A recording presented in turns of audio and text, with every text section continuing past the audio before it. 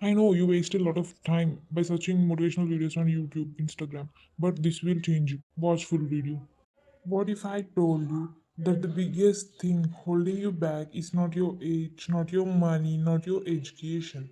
What if the real problem is the story you keep telling yourself? Every day, millions of the people wake up with dreams, but most of those dreams never become reality.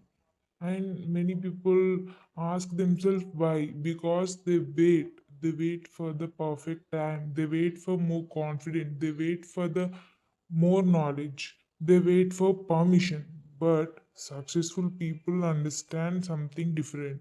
They know the action creates confidence, not the other way around. The truth is your future is being built by the decisions you make today. Every excuse builds a weak future. Every action builds a stronger one. 1 year from now, you will either be proud that you started today or disappointed that you didn't. Think about that. The life you want is not waiting for luck, it is waiting for commitment. So stop asking what if I fail and start asking what if I succeed.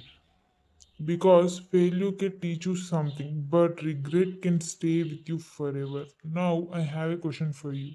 What is the one goal you refuse to give up on, no matter how long it takes?